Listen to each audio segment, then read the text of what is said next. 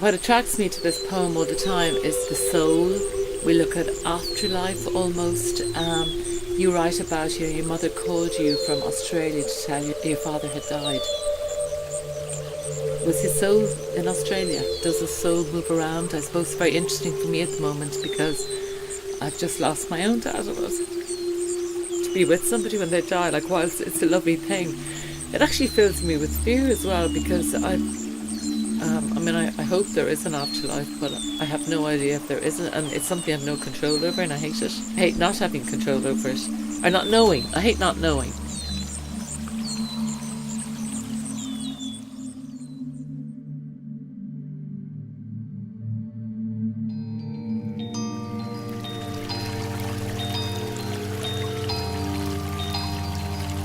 On the 10th of April 1901 in Massachusetts, Dr. Duncan MacDougall set out to prove that the human soul had mass and was measurable. His findings concluded that the soul weighed 21 grams.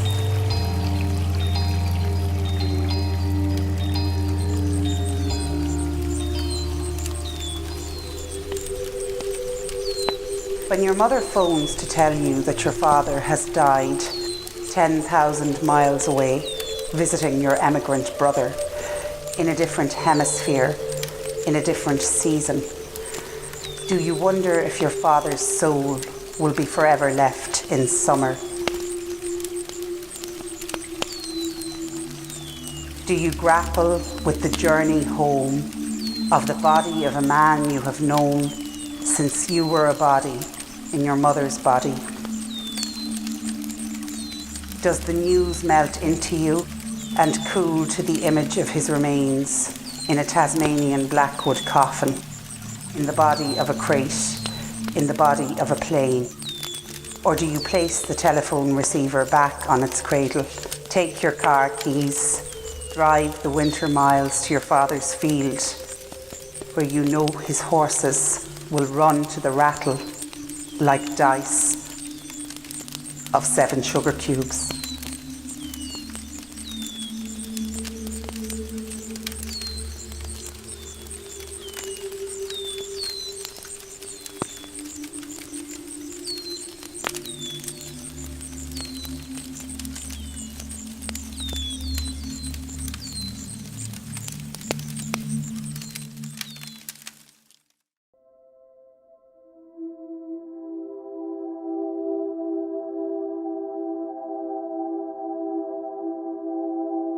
One of the first poems I remember was, there was The Mother by Padraig Pearse. I do not grudge them, Lord, I do not grudge my 2 strong sons that I have seen to go out, to break their strength and die, they and a few others.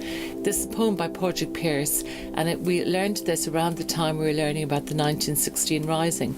So at an early age, poetry for me was something to do with a place and a time. And then my mother loved poetry, and when I went away, my first trip away years ago, I went to Switzerland, and she gave me 100 years of Irish poetry, she bought it in America in the 60s. But it was a book that I just dipped in and dipped out of, but it gave me a sense of place when I was away. And do you find yourself reaching for certain poems over and over again? Sometimes, yeah.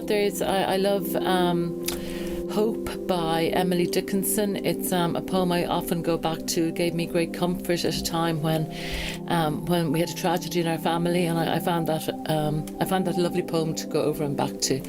And when I was in school, I loved the language around poetry. Words like pathetic fallacy and anamata. How do you say it again? Onomatopoeia. All the words that nobody really understood and that didn't really make any difference. Yeah. It was just that the poem sort of spoke to your heart. Yeah. That you didn't need to know any of these technical devices, really. I think that's why a lot of people come to poetry when they're in their sort of 50s and 60s. Sometimes they go, God, these poems are speaking to my soul. And that's what happens, because suddenly you tap into that language that's speaking to a part of you. And they say that poetry is news that stays news. So a poem about a loss written back in the 17th century will speak to us in the same way now, right here today, as it did back then. So you were really lucky to have actually had that relationship with poetry at such an early age. And a lot of that does come from sort of parental influence. I know that Paul told me that his father loved poetry and you never really got it, but then suddenly one day you got it, didn't you? Yeah, I'd be the person that would have gotten it in my 50s, to be honest with you. Although I really did appreciate it. We'd be sitting at the kitchen table and my father would recite Shakespeare, and all us bozos sitting around the table wouldn't get it at all. But however, we always appreciated the fact that he could do it and he loved it. He just loved the beauty of words. And I think I was always pretty handy at English, but I was terrible at school because I just didn't want to be good at school. I just wanted to do anything but school. But yet, when I had time to take the words in, and I was actually, there's a few people, you put me onto Clodagh, and all of a sudden I went, oh my God. But also my brother-in-law loved Seamus Heaney, a massive fan of Seamus Heaney, and he would have always, and I pretend to be smarter than I am. He'd be reciting Seamus Heaney to be in the pub or drinking pints, and I'd be going, yeah, all of that. But really, it was kind of like, not falling on deaf ears, but it took time to absorb. But I think we're really lucky in Ireland because everybody is a poet in Ireland. We don't really appreciate this enough. I think, I have a theory, it could be bananas, but I think it goes back to the Irish language, because the Irish language is such a poetic language. If you are to deconstruct Irish words, they're full of poetry themselves. There's a load of different ways of saying I love you in the Irish language, and one of them is Hu Mochiol, which means you are my music. When you think about that, if that is, because the Irish language is an oral tradition, that's in our blood as Irish people. And I think it's like during the pandemic, it was really wonderful to see our government leaders continuously reaching for a line of poetry to assure us on the news bulletins, especially at the beginning of the lockdowns, to reassure you. It's almost like voice from the grave, reassuring you that things are going to be okay, and to say hope is the thing with feathers that perches in the soul and sings the tune without the words and never stops at all. I'm just really glad that in Paul and yourself, Eunice, there's, you've got somebody who's had this relationship with poetry from an early age and who reaches for poetry and, who reaches for it at times of distress and at times of great joy. And then that Paul found the inner poet in himself. There was a lot of digging. And it didn't require any gin. No, not this time. No, it's really great. Yeah. But it's not all about doom and gloom either. Sometimes you can, like I always have an anthology of poetry beside my bed and I dip into it at night time because my concentration span now is that of a sparrow. Yeah. And but you can pick up something really witty that you go off to sleep with at night time. It can be uplifting, and not saying that we've been talking about doom and gloom poetry, but maybe I have been. But there's a lot of wit and a lot of humour and uplifting. I find poetry uplifting, makes you look beyond the words. Yeah. There definitely is, but I absolutely feel like a beginner.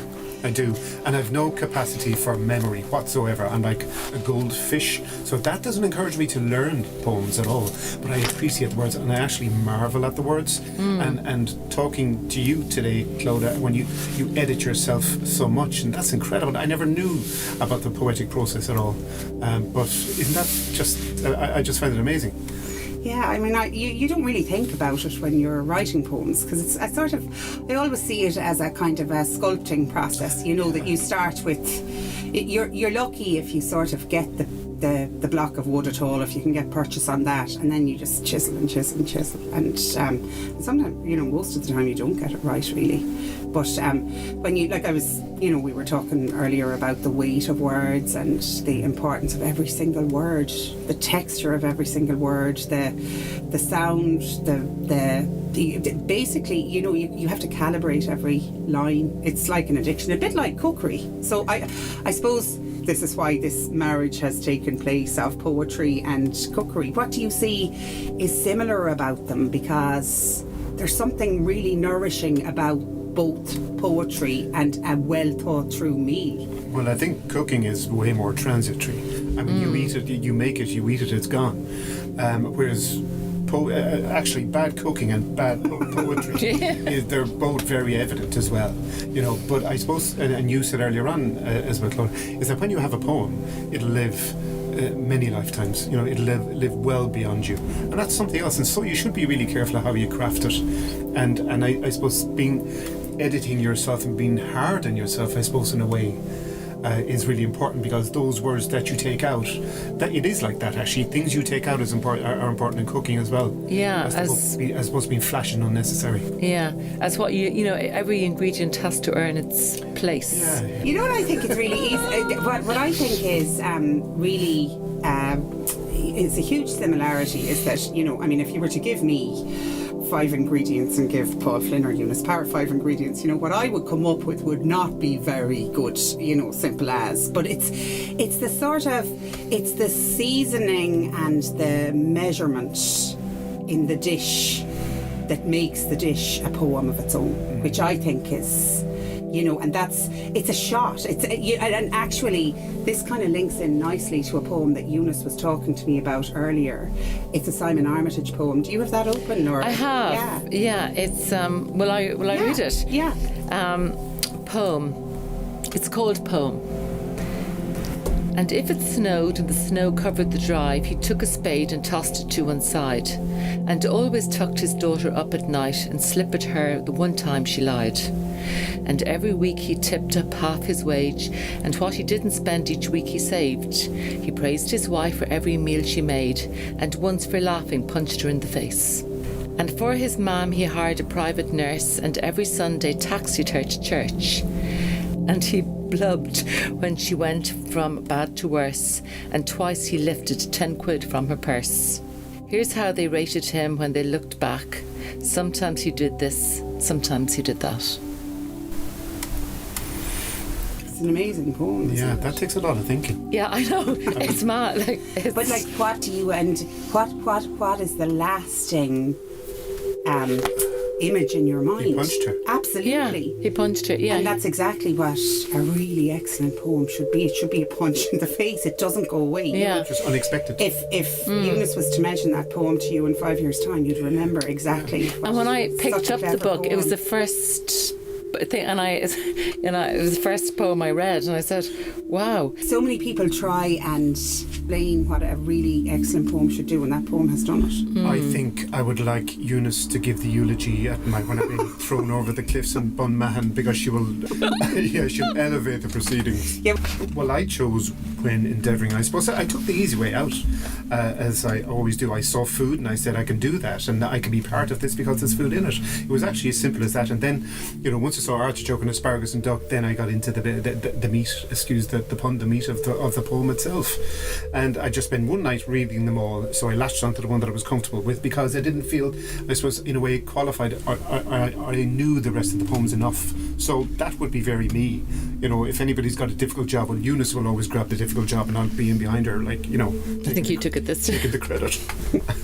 Well, I thought it was really interesting, and I know that poem is written sort of like it's written a bit like a recipe, but that poem is an unpublished poem, so as such it hasn't really been digested, or I never read the poem actually until I read it today with you cooking earlier. The poem refers to, I think there's about 19 or 20 shades of green in that poem, and it never once refers to the word green. It was it was a poem of great research a couple of years ago, and actually that poem the first draft of that poem was written in Kilrealig Artists Retreat down in Ballinskelligs. I think I was out for a walk one day, and I was thinking about the colour green. I was thinking about the healing nature of the colour green, and then I saw an article on this whole idea of forest bathing. I live in the woods, so I'm surrounded by green, I'm surrounded by verdancy all the time. But then to look at the actual shades of green, such poetry in the shades of green. So you had things like rosemary, olive, the well-known greens like willow, teal. And then there were shades of green that, you cooked in a casserole today. Celadon. Celadon was a new word to me. But a beautiful word, so Celadon, and now I'm seeing Celadon everywhere, Celadon dishes and Celadon casseroles. There's one shade of green called hooker green, actually, that is a mixture of sort of orange and Prussian blue. So that's but I loved writing the poem. I loved refining that poem because there was so much going on in the background of it, and of course it was just about the curative and the salutary nature of the colour, which is great. And I was so happy when you chose that, Paul, and I was so happy with it's amazing to see the inventive way that you translated it and brought it across to cookery. It was really great. I think that's really what's close between excellent cooking and what one would hope would be an excellent poem. I'd agree with that. It's the absolute commitment to everything being in the perfect place. And so 7 sugar cubes. 7 sugar cubes. Yeah. What attracts me to this poem all the time is it's the soul. We look at afterlife almost. You write about your mother called you from Australia to tell you your father had died. Was his soul in Australia? Does the soul move around? I suppose it's very interesting for me at the moment because I've just lost my own dad, and I'm sorry. And I just wonder about his soul, Well, I think it is kind of... It's really raw. Yeah. It's really, really raw.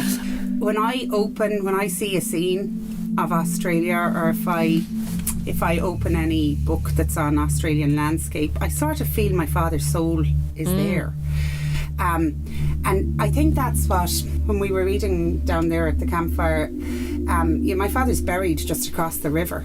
There's something so surreal about losing someone that close to you, because you don't actually lose them. I know at the outset it's so horrifically raw, because there's a kind of it's like that step into just another place, but it's like all the beautiful healing words that people say at funerals, that I've only stepped into another room, or I'm just behind. You could spend. It actually puts me into panic. This whole death thing, it does. It panics me a little bit. That's what I kind of feel, But that we're getting old, and that to be with somebody when they die, whilst it's a lovely thing, it actually fills me with fear as well, because I've kind of got this. I hope there is an afterlife, but I have no idea if there isn't, and it's something I have no control over, and I hate it. I hate not having control over it, or not knowing. I hate not knowing, because nobody comes back and tells you, do they? I think the really interesting thing that you said there was, I'm panicked when I think of death, because death is a full stop sort of word. Death is a word that has.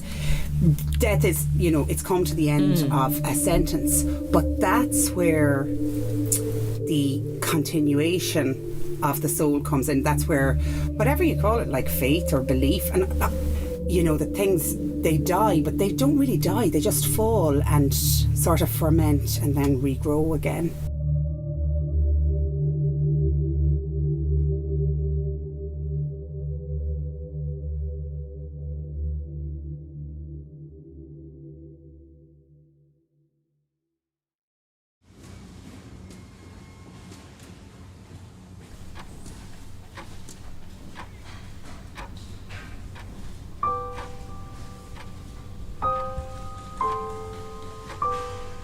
When first I heard the poem, Tempest, it immediately resonated with me, as if it were a self-portrait in words. The almost steampunk aesthetic with the valves and the cogs is very me. Clocks and time show up a lot in my work. The idea of turning back time, struggling against it, reaching through time, being bound by it, maligned by it, having time on your hands. I decided to follow the poem as if it were a recipe, and created the image, following the words as guidance.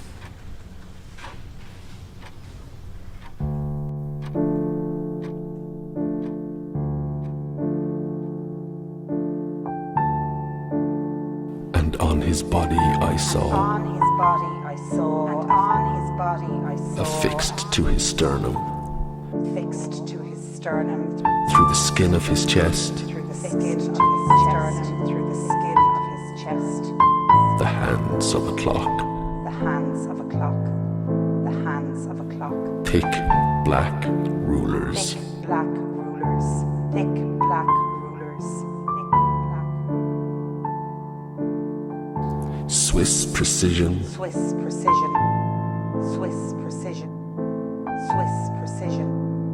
Swiss precision. In the cogs of his heart. Cogs of his heart. Moving them Cogs on. of his heart. Moving them on. The spider leg minute hand swept with unforgiving speed, Swept with unforgiving speed. circumnavigating his torso. Circumnavigating his torso. Circumnavigating his torso.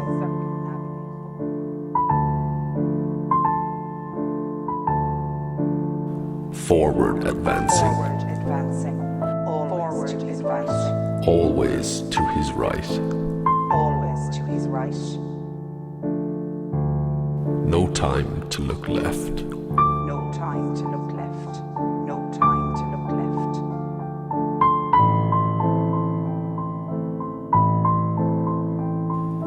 Release valves like fish gills flapped under his ribs. Valves like fish gills. Release valves like fish gills flapped under his ribs. Letting him breathe out of beat every now and then. Letting him breathe out of beat. Letting him breathe out of beat every now and then. He would sometimes escape to pound loudly on the piano.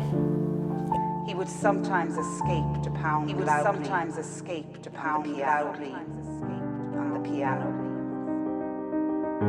Or madly splash paint Or madly splash paint. Or madly splash paint at a blank canvas. at a blank canvas.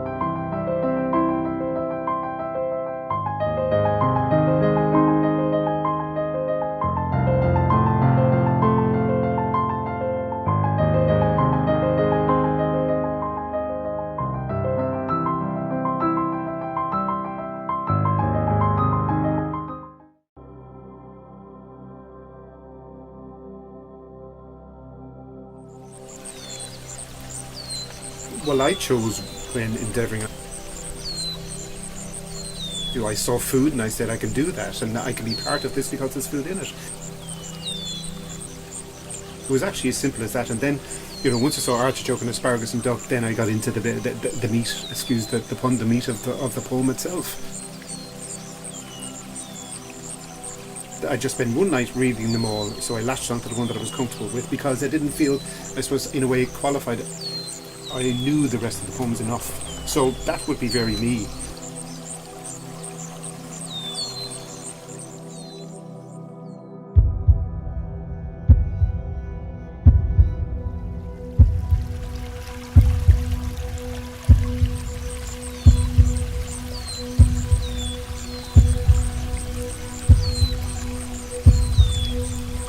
When endeavouring to heal the heart, dip first in pink ink to calm, then marinate in mint and olive oil and tie tightly with ivy vines. After 7 days, loosen the ivy, allow the heart to return to its original shape. Season with salt and sage, then strictly adhere to the following rules. Feed it only artichoke for its thistle lineage and asparagus to counteract fatigue. Walk it slowly through dense river ferns. Dress it in the robes of a Buddhist monk. Drizzle with Prussian blue paint. Bring it to the jungle, put it in a malachite mine to aid peaceful sleep. When it emerges, honour it with Laurus nobilis. Allow moss to grow over it, offer it a sprig of rosemary. Scent it with pine, encourage it to drink weak tea. Place it on the plumage of a dabbling duck travelling in a tight flock. Position it in the centre of a celadon dish, preferably from the Sung period. Saddle it onto a thoroughbred, sound a klaxon. In the evenings, immerse it in a bath of fresh lime juice. Adorn it with verdancy. Place it in the willow basket of a hot air balloon. Look up.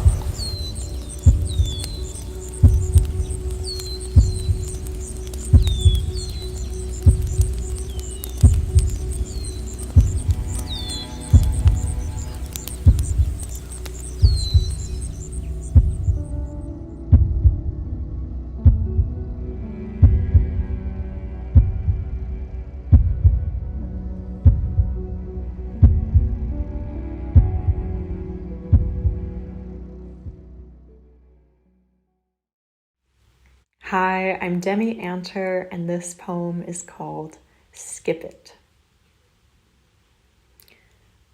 I want to skip the part where I sleep. I want to blink open my eyes into morning, and I want breakfast cereal and instant coffee at my kitchen table where I am finally able to check Tinder. But I want to skip that part too. I want to skip the part where I wait to hear back, where I wait at the bar, where I wait to hear if you are funny, well-read, sensitive, and hot enough to be a model, IRL. I want to skip the awkward pause before our first kiss, go straight to you giving me massages all the time, especially my calves. I want to skip over your red flags. I want to skip my poor decisions, crying and telling you way too much about my dysfunctional parents. I want to skip to the part where you find my vulnerability charming and not scary. I want to skip to the part where you love me and I love you. I want to skip to sex in hotel showers and club bathrooms and against the kitchen table where I was just eating my cereal. To sex. But let's skip the parts where we get bored or frustrated until I've skipped so far ahead I find myself wishing I had made more time for all of it. The anticipating and the wondering when I'm finally going to meet you. Are you out there, future man? Please make yourself known. If so, let's skip the rest of the show. Just kidding. I have a feeling that when you found the right one, you won't want to skip a thing. Babylon living. Smother us in Babylon, world subject to Babylon, object to the substance word. Babble, on and on they go. It flows, the rest to follow, small twigs, them in the wash, they with eyes wide faithful, on and on, selling fog in Babylon. Guilt alive, thy trusty cosh, guilt alive, deep truly well, mark inside lines, gnarled speech trees felled, old truncheon shame. It is with me, they then claim. It is with me, this little flame. Babble on and on, step on other, swing, cudgel, crack, step on other, break spine back, reaching for peaking interests of society, an application made for telos. Dead matter social construct, preference of evolution, dead matter social construct. Is this Babylon the will of God, the living unmattered persons gone? But in the interests of a dead matter social construct, human thought machinery, who has self enough to manifest preferences, thy highest new, highest value, on and on, O babble on, ye most high babbers, have eyes wide fixed on what is just. But they then claim that this is not their God, they self-proclaimed most irreligious, they lofty low, meek inheritors of Babylon, just, no better on and on. dripping spit into reflective shallows, affrighted by the rippled drops, who shatter the refracted image that plucks the flower to open then the swallow up, suckled to the underworld of redacted. Babble on and on. You've misunderstood me, I think. Unpersoned bodies, meat sacks, manage meaning still. To babble on, and going off they babble. On this centre is the margin on and on. Unlike anything that's come before is gone to on and on. Again it goes, and the babble spoke, who scared the child from out their skin. This bright brand new original sin, reconceived to burn and sting, our little one released of skin. And there they went, away with wind. But sure, I was always in the breeze, me, gone with the from the start begin. So babble on and right my wrong, type me kinding to flay me naked, place upon me punish pyre, lend my fat to smoke and fire. Just babble thus, you babble must, please babble on to break the song. And on, in babble, on and in, the righteous come, us just have come, at last, this last, judgment down an avalanche of the earth's most brilliant bolts of lightning. They edge, they trim this fat for offer up. And here, the out-of-work archaeologists woke and leapt up from the bed in fervour, will uncover what's left of dinosaurs and dragons dead, reanimate their fossil bones to master them for transport home. They then shall now hold court on the back of long slain and ancient monsters, here made their threatening pets. Eeny, meeny, miny, mo, catch the Babylon, and so it goes. The F word, don't picture this, redacted, my magic trick. You've put your eyes to blackest spell, evoked a demon and welcomed hell. Go wash your mind out if you think you can, forbidden sounds in the mouths of man. So babble on and never stop. When you strangle, don't be shocked. What's in is outing, so cover up. Hide your mind and eat your tongue. If you're lucky, you'll rope and choke, most naive of hopeless hopes. Other you, and other you, and other you ad nauseam infinitum. And in group me, and I am in, out in babble on, living back to babble on, and chatter on babble, and step on others' face, like a bomb-pissed covered pavement thoughtlessly, phlegm on scum them, and out knives brothers, and dead bitch sisters, disgusting traitors, and never again no mercy, only fun and games and the odd struggle session, and fog for sale, in Babylon, in streets and sheets of falling rage, in a torrent of the ultimatum, in one final single solvent, in the last book, at this curtain call for anguish. How fair. It's us now. And that means not them. It's silence in goodbye to lifelong friends. It's Babylon, the towering, collapsing Babylon. Same as it ever was, on and on. You'll stone me dead to steal this song. So go on, so. What's in your heart? It's in my mouth. It's in my mouth. It's in my mouth and I won't bite. The door frame. Door. Where's the door? Where's the transcendental framed escape? Fleeting glance, liberation beam of, breath of living.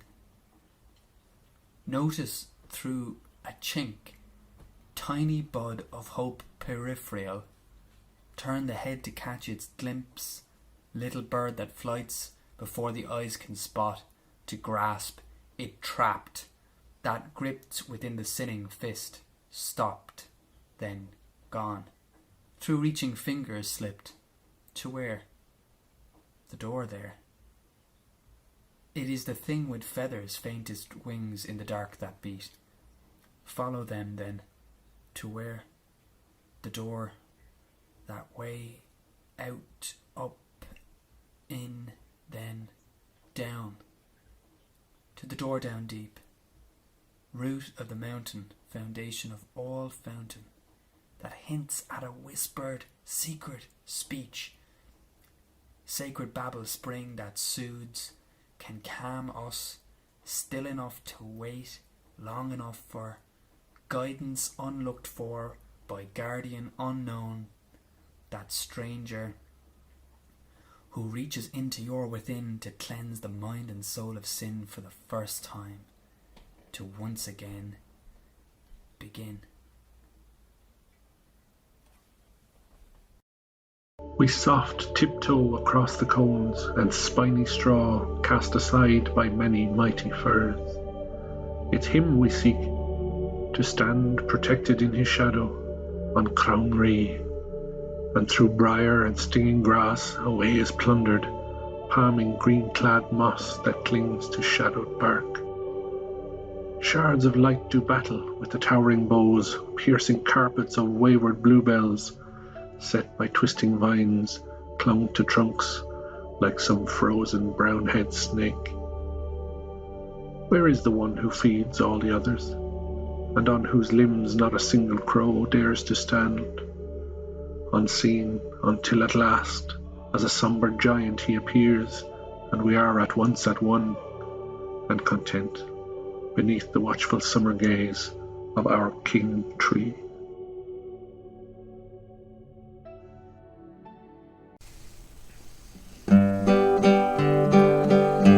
Oh, Liverpool, lovely Liverpool,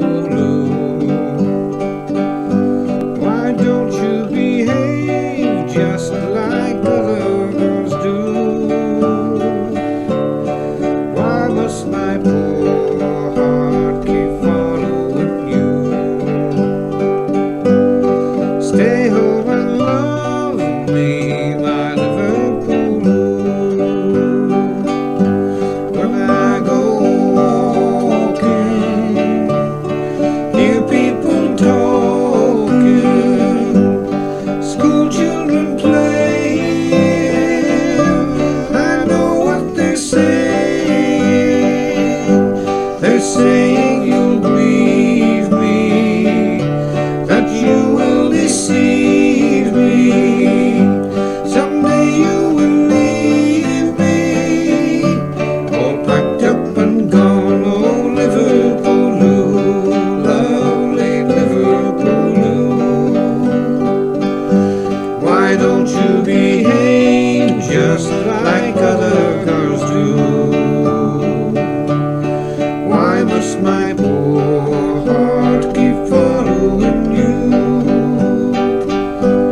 Stay home and love me, my Liverpool. The sounds of the river keep telling me ever that I should forget you, like I never met you.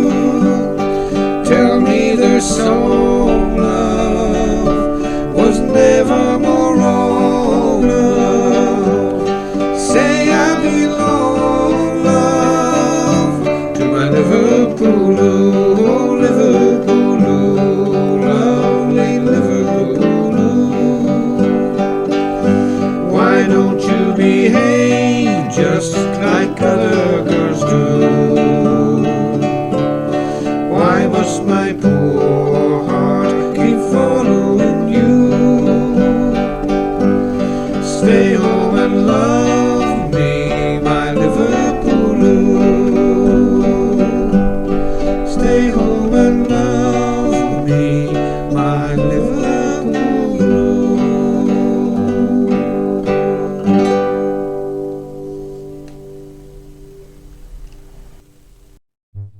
A mournful dirge, a pestilentic surge, engulfed us all, the rich, the poor, the short, the tall, and the devil danced, and time stood still.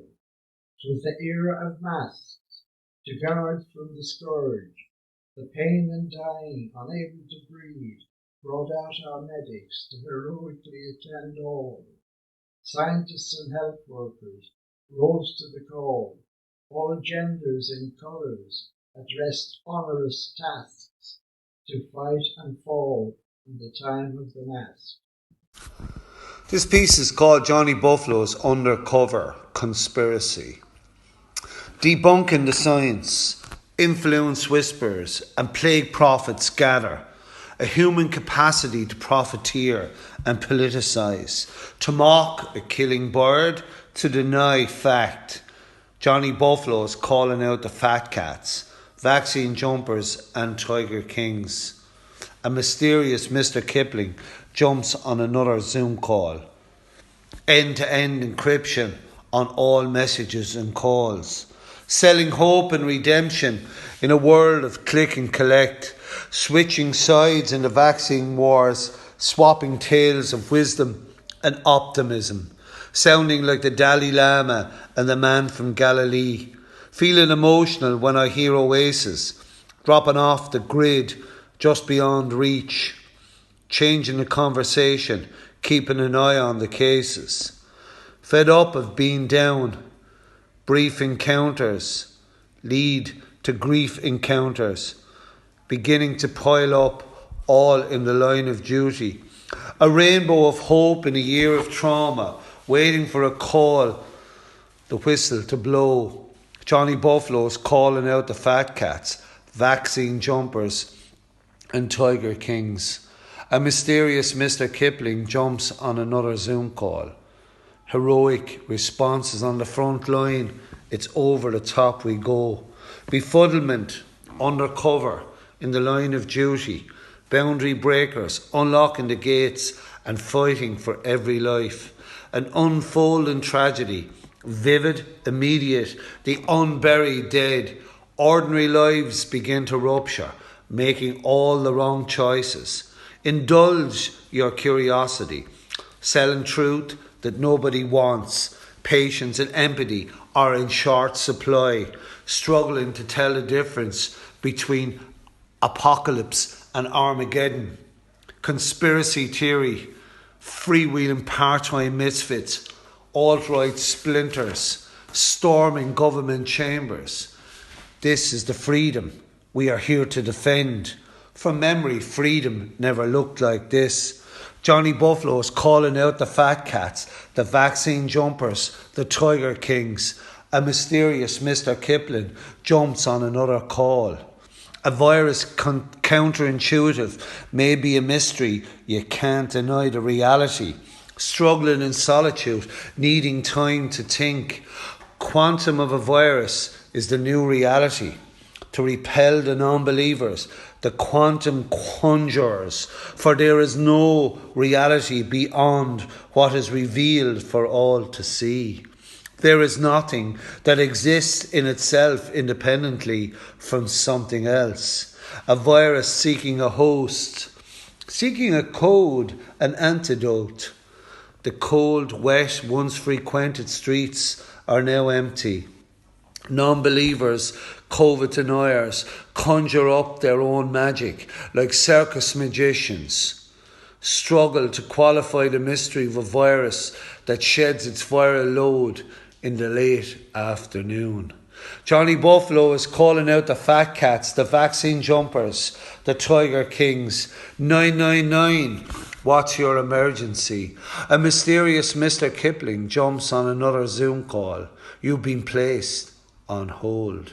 So goes another undercover investigation, playing with the firewall, seeking an antidote. The irregulars compile a list of critical incidents. Cauldrons of menace challenge the science. Appearing suddenly like a creeping sea mist without warning from beyond the trees. Darkness can be lit by an outstretched hand, better together than apart. 999, what's your emergency? Pride, prejudice, purges, vaccine trickle, conspiracy, emergency. You've been placed on hold. Indulge your curiosity. COVID-19 seeks out inequality, inequity, disability, an absence of vitamin D. Those least likely to succeed. Poorly paid jobs, shocking statistics. Obesity is an underlying condition. In this plague year of never-ending bleakness, tabloid kings and TikTok queens miss the Buzz Club epiphany. Convoluted conspiracy theory, mysterious Masonic figures, selling philosophy. 999, what's your emergency? You've been placed on hold. You've been placed on hold.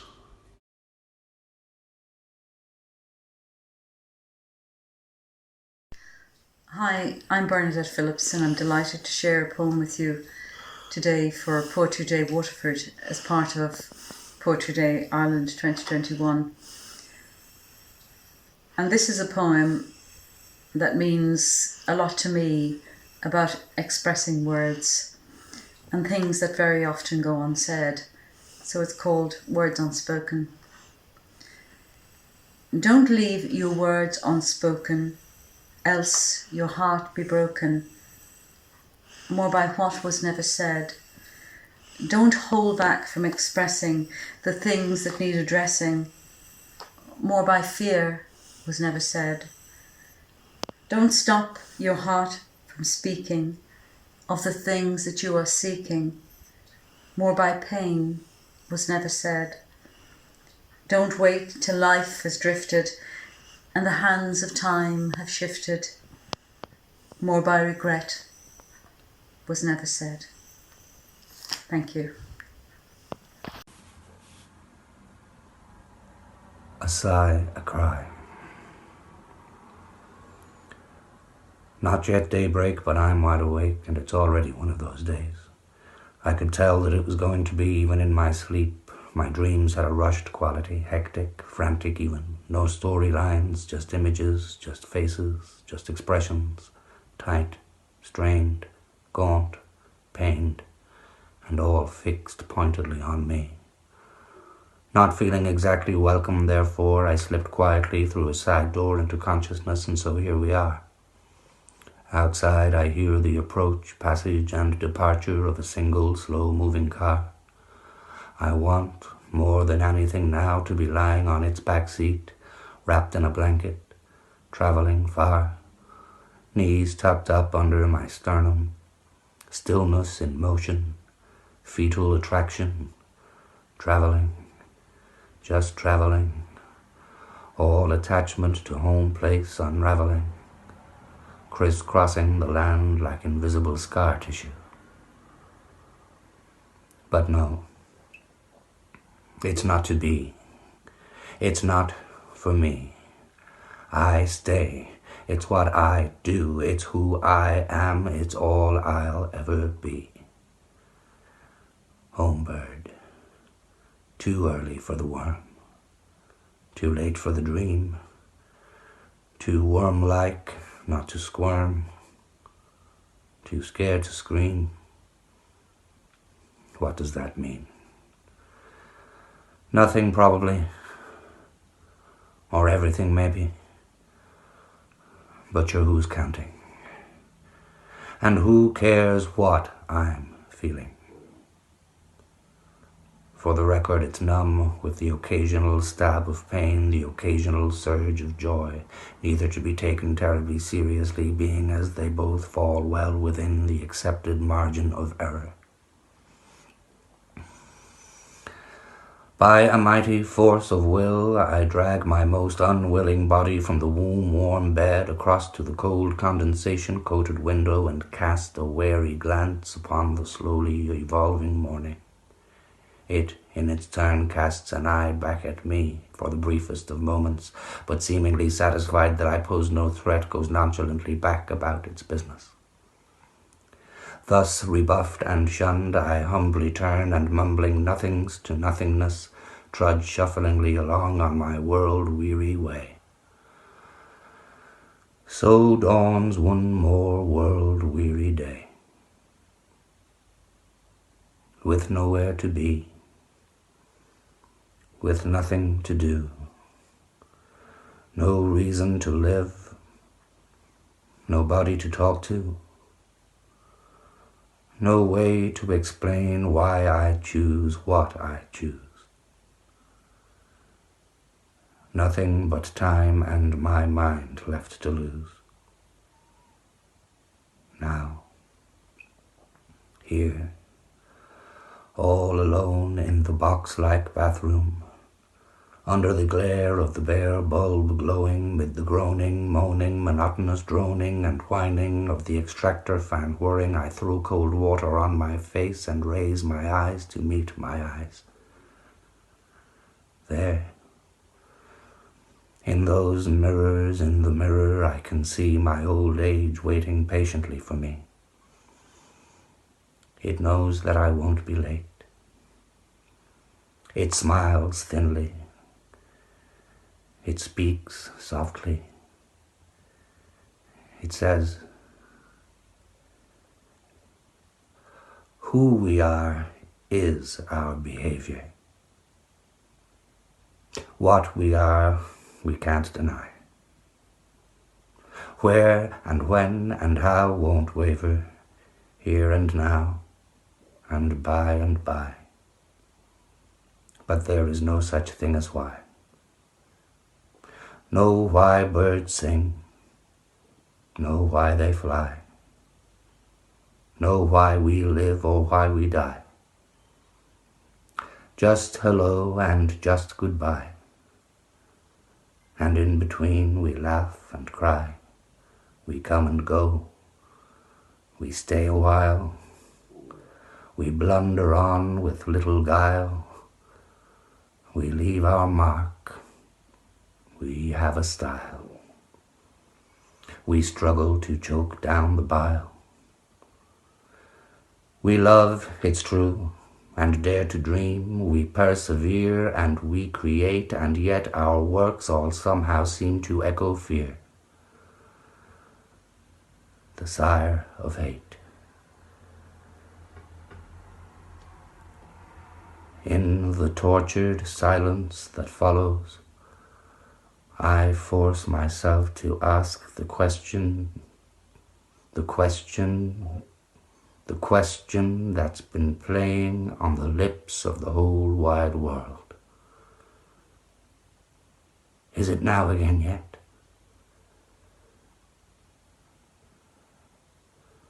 No answer is the deafening reply. I sigh. I cry.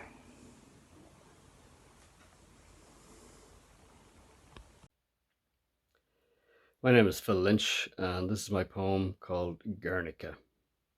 With the pounding Atlantic still sounding in my ears, I sit and listen to the local sounds and hear waves of children's playground voices.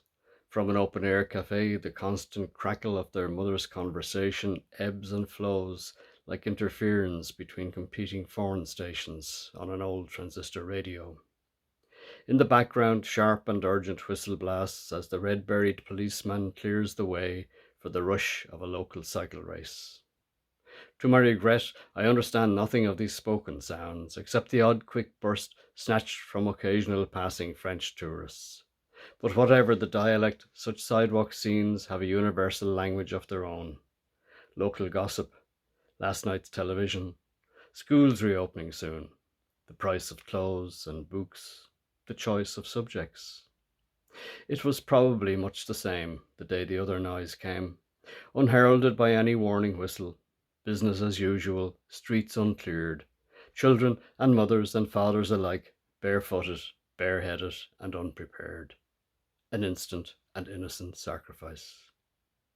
The shock, like the cries in the silent after noise, has long subsided, but it has, and it will, happen again. Glimmer after Ada Lemon. The Japanese have a word for it, komarobi, the play of sunlight flickering through leaves. This morning, the sycamore outside our house is almost too beautiful to look at. The turning leaves, red berries, flickering patterns of light. On my run, the leggings waistband presses against my soft belly, reminding me to keep a steady pace. Everywhere autumn is shimmering. Trees in Brickfield Park jog slowly past, crunch and slick of leaves underfoot, slant of light between the houses. Along the canal from Golden Bridge to Black Horse, all life contained in secret code. 7 swans preening beside a clump of reeds. a heron rising, wingspan measuring distance from bank to bank.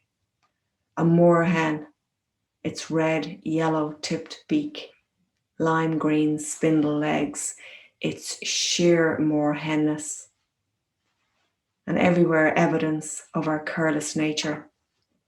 Dog shit, cans, plastic wrappers, a wheel half-covered glints from under the bridge. It's my birthday today and I'm on the lookout for some sign that all this multiplicity is mapping a story that's more than the sum of its moving parts. I pass the cemetery, feet following a small path under a line of trees. I breathe them in. They breathe me in. Hidden by their leaves along the length of the wall are graffiti runes and the single word, soar. Is this the sign I've been looking for? Or is it closer to the water's rippling edge? A breathless, aging woman by a canal, indestructible.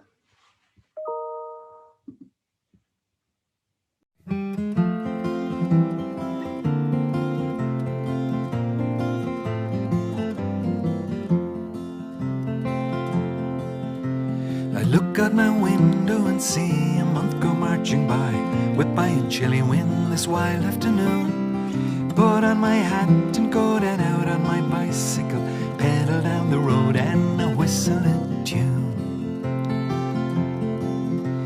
Lots of old ladies with poodles and umbrellas and well-powdered noses are making their way. Lots of old gentlemen who like to go strolling say, God bless the weather and it's such a fine day.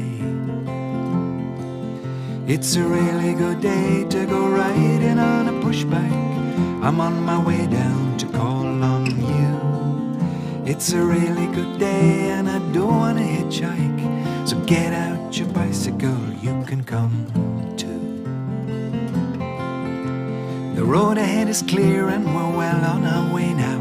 A good wind behind us and a good road before. Green grassy hedgerows and grassy green meadows go dashing past our eyes as we pedal some more. I saw Mrs. Badger in her cottage garden knitting. You saw the startled rabbit run away to hide. And two magpies on a broken fence were sitting, dressed in their best, just like a groom and a bride.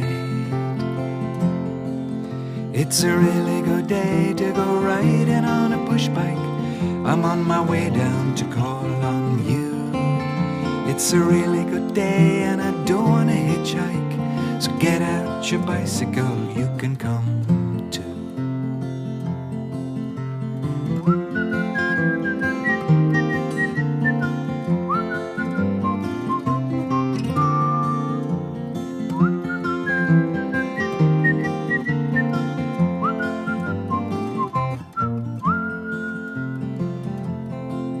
It's a really good day to go riding on a push bike. I'm on my way down to call on you. It's a really good day and I don't want to hitchhike, so get out your bicycle, you can come too.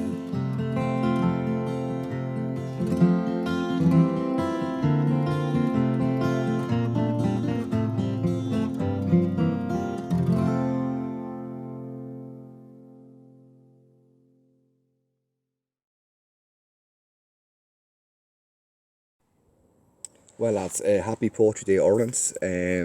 Poetry Day Ireland will always have a special place in my heart because it's one of the first gigs I ever did in Waterford. And I'm going to do a couple of poems for you today, all new. So the first poem is in keeping with the theme of this year's Poetry Day, which is maps and journeys and destinations, I suppose, and this is a new poem and it's called Time to Go. We drank every bar dry and hijacked every dance floor, watched the drink pour, got pie stuck on our lips like a cold sore, and as another pressed his face to my nape, as I awoke and planned the great escape with whatever money I can scrape, In your 9 to 5, the day drifts snail-paced and slow-paced. A world out there. It's time to go.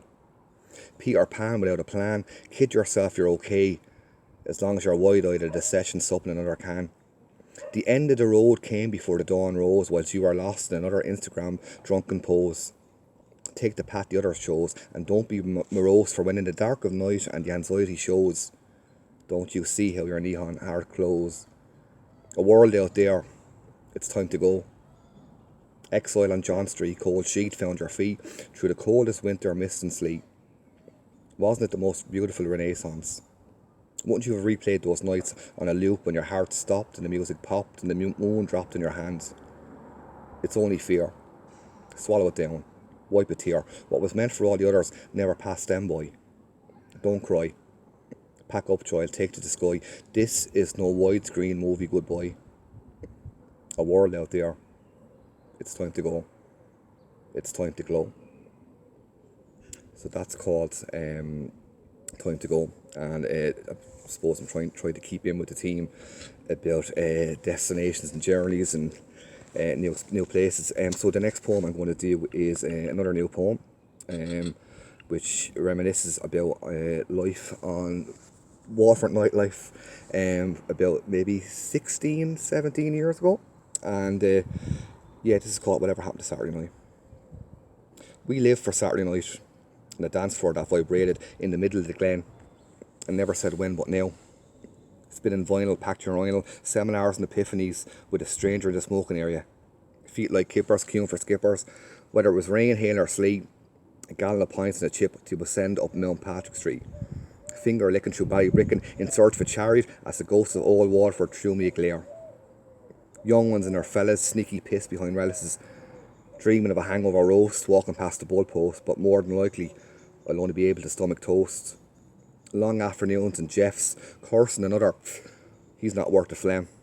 Swapping opinions in your 2 for 20 in BPM, tattoos on your shoulder, a chip on mine. 9 to 5 on the Hasbro line, all that factory sun, only without the shine. Wasn't the congregation that filled the floor the crown and shakedown the most beautiful sight? Crumpled and sweaty on the 3am steps outside. Whatever happened to Saturday night? And I'll just do one last one. And this is another new one.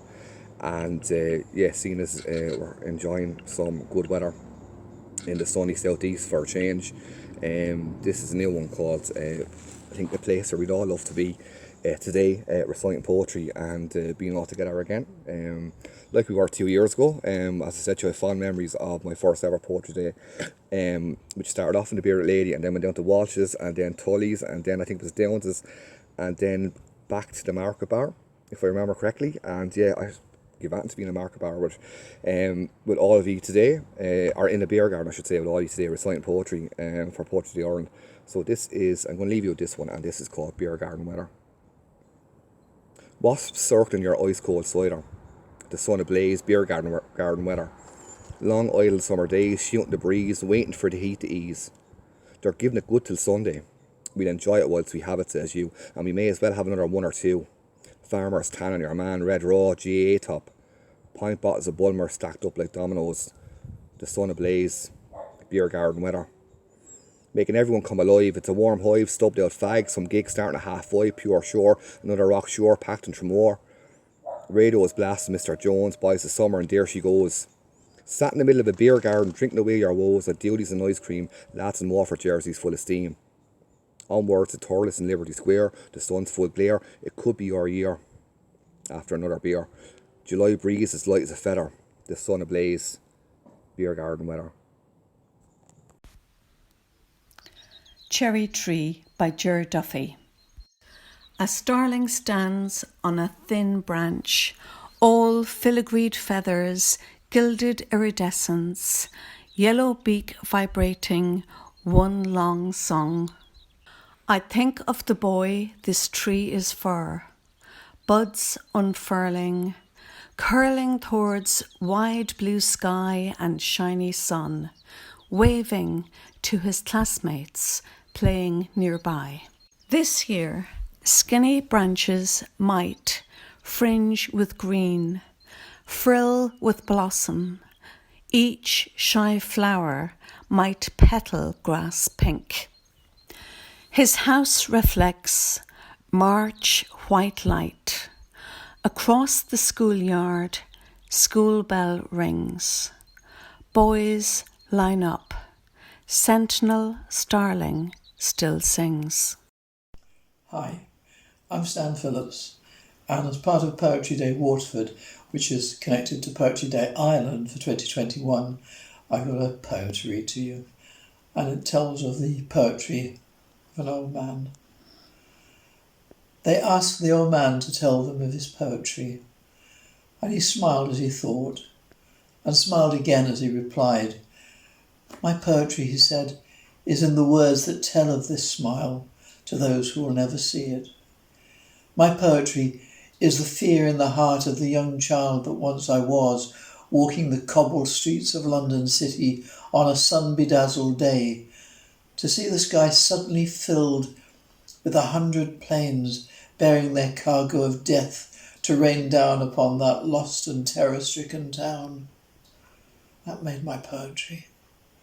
My poetry is the loneliness of that same lost child sent to safety in the heart of the bucolic, peace-filled Cambridge surroundings of strange countryside with strangers who could never understand the lonesome silences. And watch the corn ripen and the apples grow and the chickens hatch, and that became my poetry. My poetry was born in the coffee houses of Soho and throbbed to new and strange music.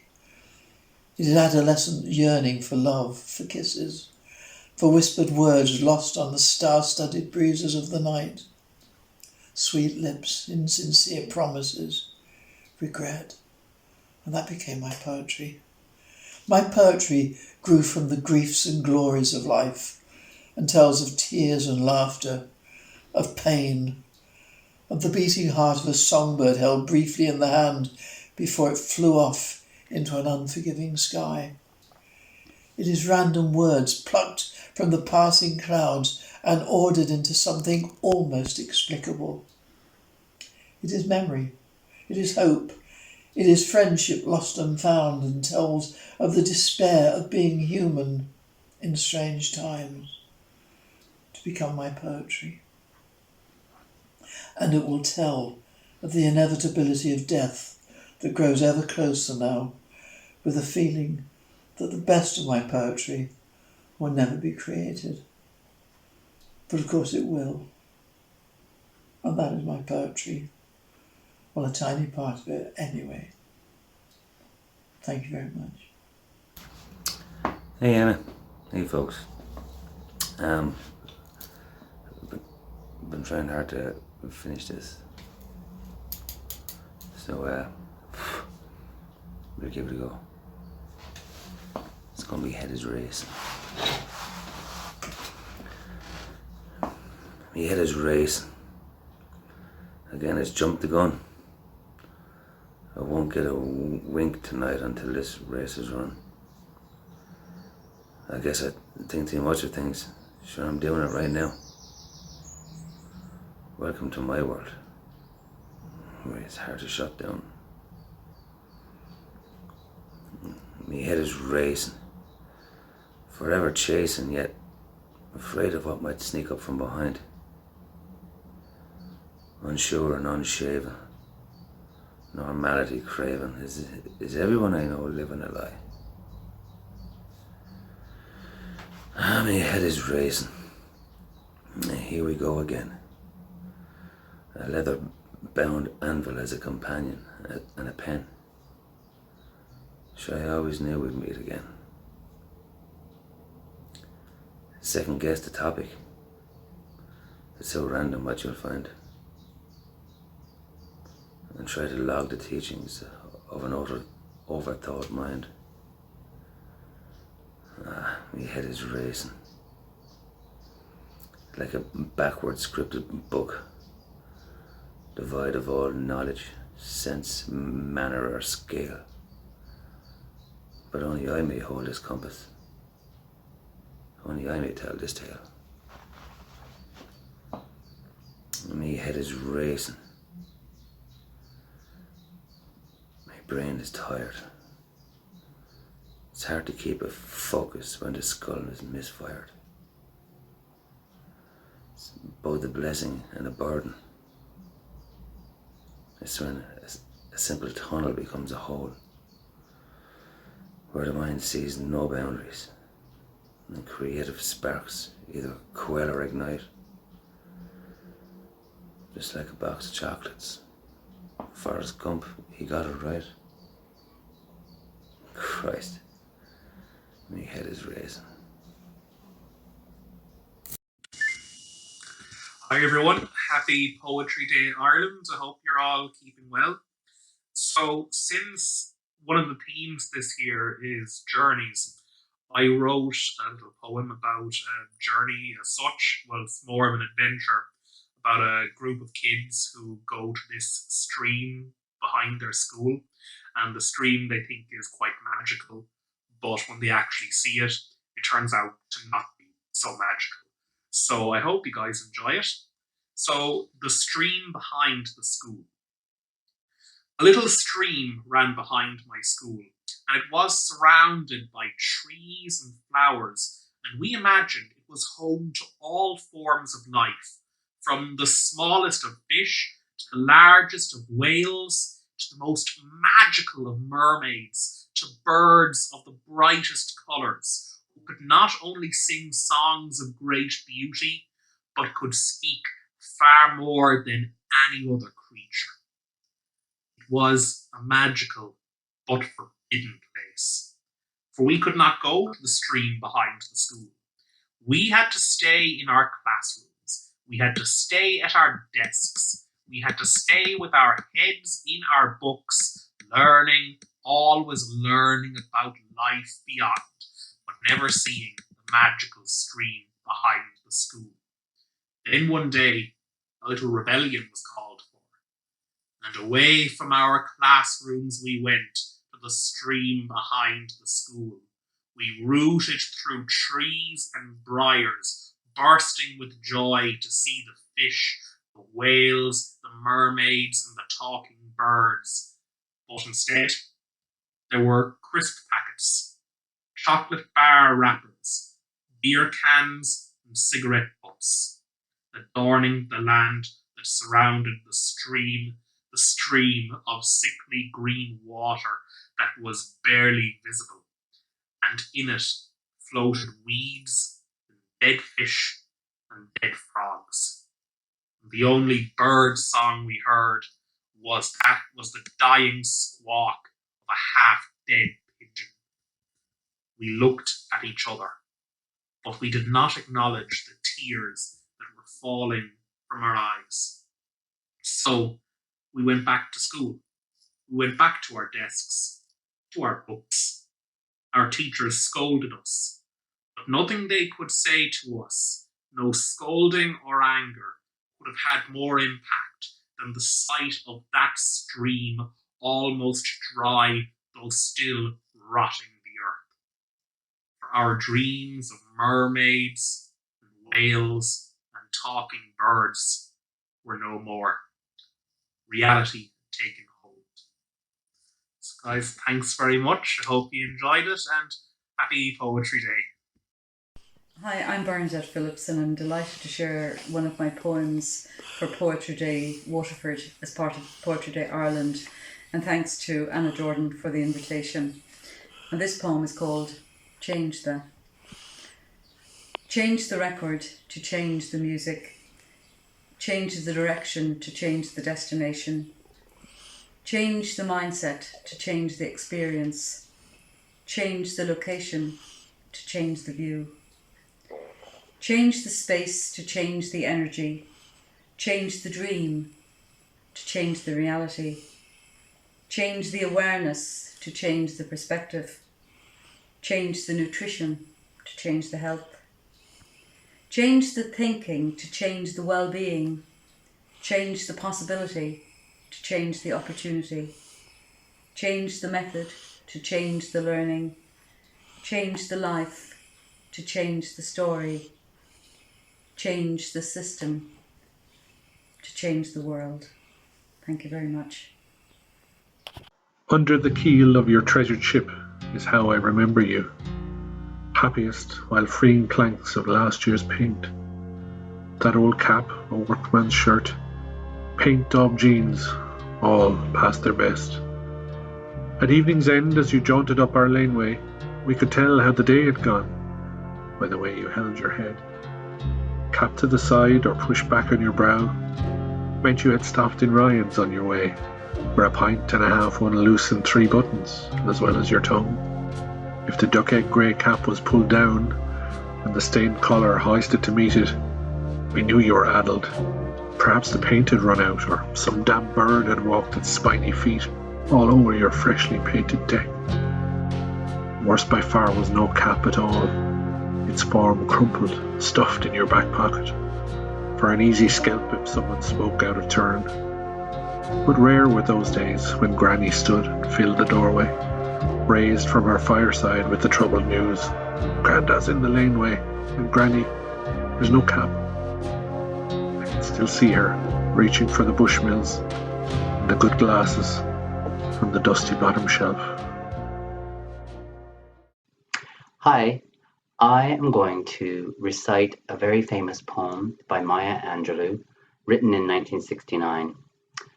It's also the name of her first book of memoirs, and the name is I Know Why the Caged Bird Sings. The free bird leaps on the back of the wind and floats downstream till the current ends, and dips his wing in the orange sun rays and dares to claim the sky.